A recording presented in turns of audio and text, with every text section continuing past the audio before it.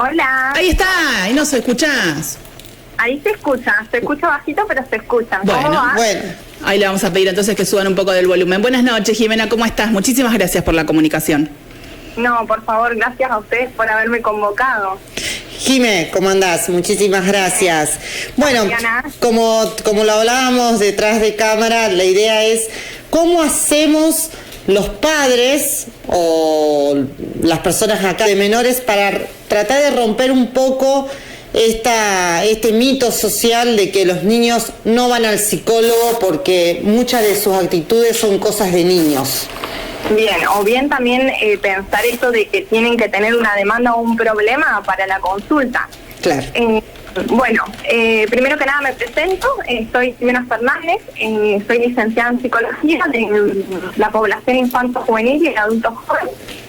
Y como para empezar un poco, o también romper el hielo de esto, de lo que es la psicología infantil-juvenil, yo siempre, cuando arrancamos la terapia, siempre digo que lo más importante es poder cuidar las infancias, y es una frase que yo utilizo mucho, porque tiene que ver con esto, de que la infancia es una etapa vital, que todas las personas transitamos, es sumamente importante a la hora de desarrollarnos luego después como personas adultas.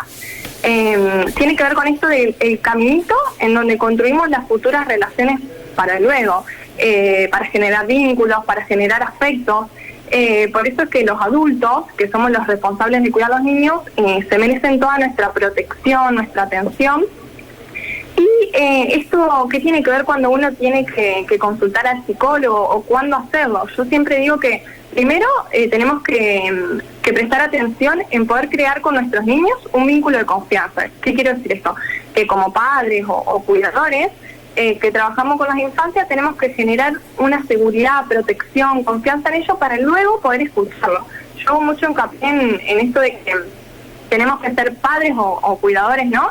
Que actúen como modelos positivos. Primero, lo más importante es, yo trabajo mucho esto en consultorio con los papás y cuidadores, que requiere que los padres puedan comunicar con ese niño abiertamente, que puedan practicar el comportamiento que muchas veces le exigimos a estos niños. Y uno de los factores, o es importante mencionar, como para que tengan en cuenta, es dedicarle tiempo a los niños. Entonces ahí uno empieza a construir la demanda. Yo siempre digo demanda en cuestiones lejos de un diagnóstico, no me gusta mucho hablar del diagnóstico porque en realidad el diagnóstico nos sirve a los profesionales, ¿no? Para poder pararnos y poder hacer las mejores intervenciones terapéuticas. Pero lo más importante acá como papás y como cuidadores, porque no hay que olvidarnos la diferencia que tienen, por ejemplo, en los ámbitos educativos, donde nuestros niños hacen actividades, porque ahí también desarrollan demanda. Entonces, bueno, lo más importante es prestar atención a las necesidades emocionales. No sé si hasta ahí vamos. Vamos bien. ¿Qué tal? Buenas noches, Jimena. Te saluda Nancy Maldonado.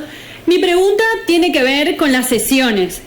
Por ejemplo, si un niño o una niña empieza a ir, ¿primero va con los padres o directamente va con la criatura o después va el niño solo?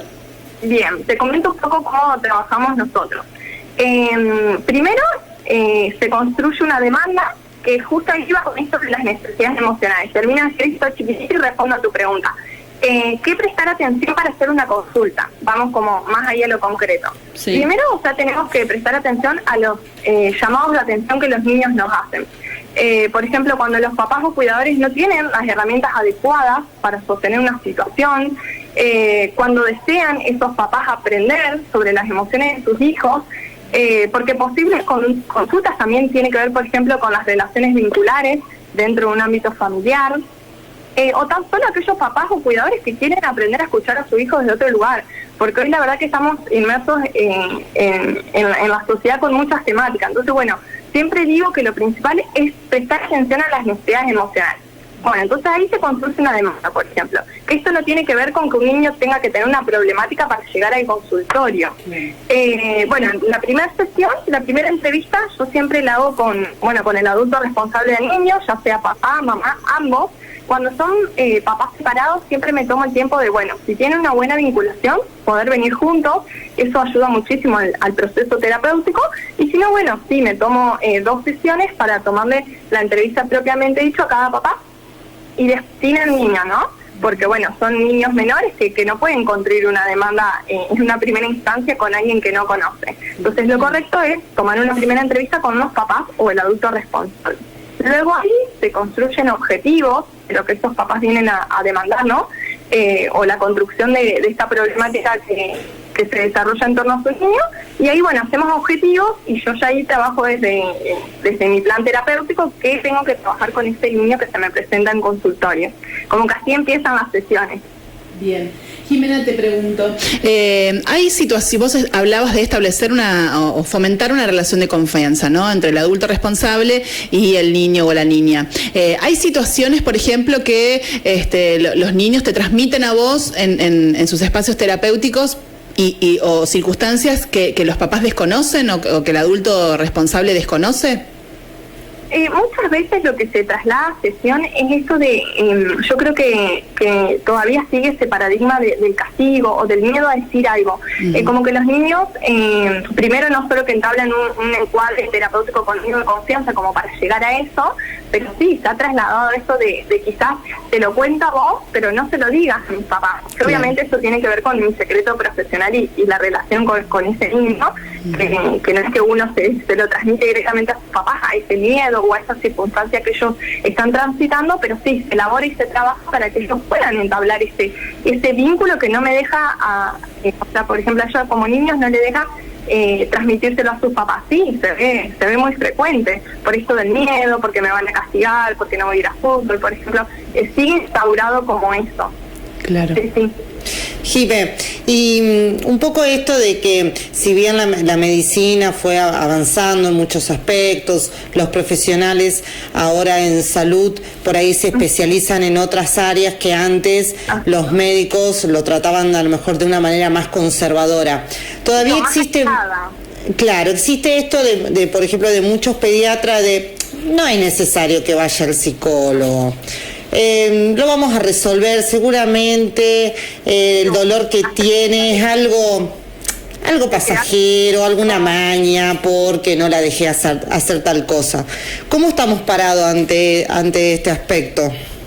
Bien, mira, yo hoy por hoy creo que varias demandas llegaron derivadas por pediatras, porque yo creo que la importancia acá es que quizás el pediatra es el primero que empieza a recibir esa información para llegar a nosotros, porque es como que todavía se sigue dudando de, bueno, si me lo dice el médico y esa posición que tiene, digamos, obviamente el pediatra y que la merece, pero si me lo dice el pediatra, lo hago y accedo a consultar al psicólogo, como que por ahí todavía el psicólogo queda apartado de lo que es la salud y realmente, o sea, somos profesionales de la salud y que nos ocupamos de la salud mental, que es cosa no menor.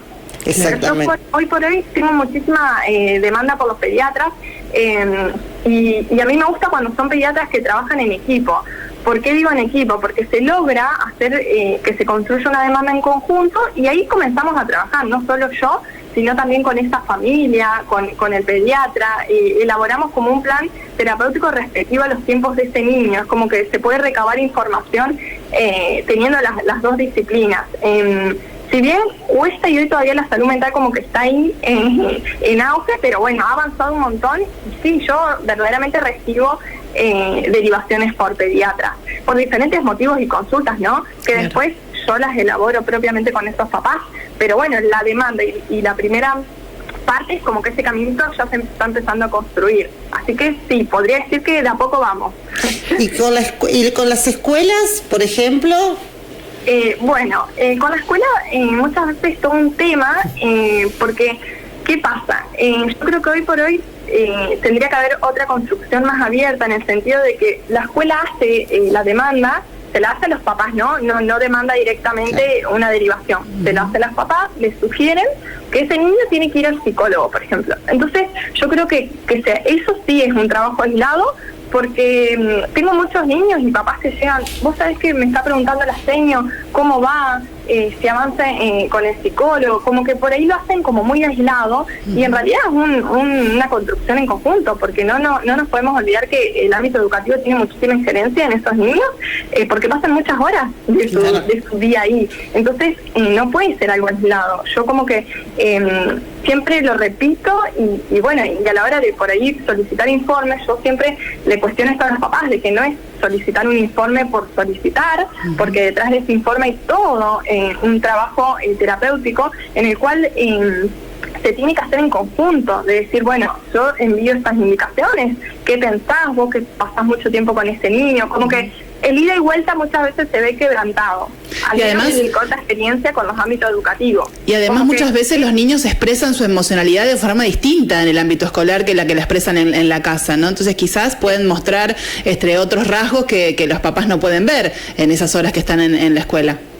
Exacto, tal cual. O esto yo creo que muchas veces, y todavía está esto de lo deposito y fíjate qué podemos hacer con este niño, porque tiene que ir a la psicóloga. Claro. Y detrás de eso hay un montón de aspectos a tener en cuenta antes de llegar a la derivación por parte de la escuela. Como que yo, por ejemplo, en esto de la salud con los pediatras, la derivación avanzó, pero bueno, como que en la escuela, si bien se deriva, no sé qué tanto es una demanda de construcción en conjunto. No sé si me explico. Sí, sí.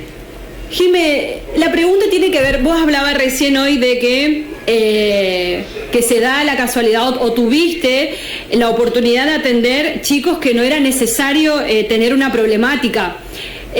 Los padres, ¿cómo? Sí, los padres se han acercado en el sentido de, por ejemplo, recién hablábamos de la escuela, que es un puente que dice, bueno, hay que llevarlo al niño al psicólogo porque se comporta así en la escuela, pero hay casos que no han tenido un problema, también es necesario ir al psicólogo. Sí, hay casos por ahí que muchas veces en estos niños que no logran gestionar o tener un buen manejo del gestionamiento de emociones. Me pasa mucho y muy seguido de que quizás no hay una problemática que irrumpe la vida diaria de esas infancias, pero sí que generan malestar. Entonces, bueno, poder darle un nombre a ese malestar, poder entender qué es lo que me está pasando. Yo creo que iniciar ese camino en los niños, por más que no tengan una problemática, es la construcción después a que puedan ser niños, después adultos que tengan estabilidad emocional saludable, un crecimiento saludable. Enseñar hoy por hoy a los niños sobre lo que nos pasa y qué sentimos es muy importante. Por eso digo que muchas veces no hay una problemática, una construcción de una situación problemática, ¿no? Claro. Por eso la importancia de poder acceder, de poder tomar conocimiento. Yo creo que hoy las redes están muy cercanas a poder leer e interiorizarnos como papás y adultos responsables de lo que es la salud mental de nuestros hijos. Es sumamente importante. Yo siempre digo que la salud, por así decir, es un conjunto, tanto salud física como salud psíquica. Así que bueno, es una oportunidad no digo para que siempre consulten, ¿no? Porque no es consultar por consultar, porque hay una exposición de un niño, hay una familia que se expone, pero sí prestar atención a lo que yo decía hoy, primeramente las necesidades emocionales. Vos hablabas, Jimé, de que a veces no hace falta que la familia esté atravesando alguna situación o el niño esté atravesando alguna situación, pero cuando es así, te quería preguntar si vos también asesorás a las mamás y a los papás que solamente necesitan saber cómo sobrellevar una situación en particular. No la atención directa solamente al niño, sino asesorar, por ejemplo, te doy un ejemplo. Yo sigo en las redes a una profesional de la nutrición y ella contaba que ella está embarazada ahora y que tiene un niño de 2 años y medio que los últimos días lo notaba como nervioso y angustiado. Y ella no sabía qué hacer, digamos, porque no sabía qué le pasaba, hasta que en un momento él pudo expresar: mamá, sacate la panza, ¿no? Y ella le generó mucha angustia todo ese proceso, ¿no? Y ella dijo: yo tuve que consultar con mi psicóloga para ver cómo abordaba con él esta situación, cómo lo acompaño en este proceso de angustia, ¿no? Entonces te quería preguntar si también vos acompañás a mamás, a papás, a abuelas, abuelos que a lo mejor solamente quieran acompañar algún proceso que está atravesando el niño o la niña. Bien, sí. Sí, eso en psicología muchas veces tiene el nombre de orientación a padres, a familia. Tiene que ver con esto, con que construimos esa demanda en conjunto en esas primeras sesiones, que muchas veces no requieren de la presencia de que luego venga el niño, sino también, acompañar, qué responder ante qué situación a mí me genera mucho. estoy listo y me preparo para poder decirle, digamos, a mis hijos lo más apropiado, porque muchas veces cómo habla un adulto no es la comprensión de un niño. Entonces sí, eso se llama en psicología infanto-juvenil orientación a padres. Claro, vos hoy mencionaste, Jime, que los adultos tenemos que tratar de ser sujetos positivos, y esto lo vinculo mucho con el vocabulario que muchas veces sin intencionalidad los padres tenemos. Por ejemplo, todavía no te sabes atar los cordones a la edad que tenés. La fulanita ya se sabe atar o corta la carne desde que tiene 5 años y vos todavía no sabes agarrar el tenedor. Cosas que a lo mejor nosotros decimos, ¿me entendés? Inconscientemente no, pero en el apuro, en el dale que llegamos tarde, dale que mamá entra tarde al trabajo, sin querer empleamos términos negativos que terminan sin querer afectando al niño. Yo, por ejemplo, el otro día escuchaba otro psicólogo en un canal de televisión y decía por ejemplo, la bendita frase de cuando encontramos a nuestros hijos, ¿qué te pasó? Como que si algo le tuviese que haber pasado al chico, por ejemplo, salen de la escuela y le preguntamos, ¿qué te pasó? Claro. O sea, como que si algo le tuviese que haber pasado en la escuela, digamos.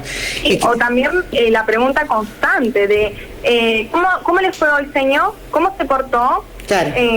Eso también, adelante de todos, exponiéndolo, como que eso también lleva mucho a la comparación con otros niños. Y no menor lo que justo decía Mariana de cómo nos comunicamos con ellos. Yo hoy hablaba de esto de poder ser modelos positivos, que tiene que ver con esto, con poder practicar el comportamiento, el vocabulario que muchas veces le exigimos a ellos. Y una de las consultas también que se dan son aquellos niños que tienen hermanos, que muchas veces los papás van criando en la medida que pueden con los recursos que tienen. Yo siempre recalco eso y me parece muy importante, porque cada padre en el momento de su vida, por así decir, que tienen sus hijos, lo va criando como puede, con las herramientas que tiene. Entonces también está el error ahí de que muchas veces se compara entre hermanos. A esta edad ya, como decía Mariana, se corta solo la comida y demás. Y no, y cada niño tiene su propio proceso, su propia comprensión, lo acompañamos desde otro lugar, tiene otros constructos de personalidad. Entonces muchas veces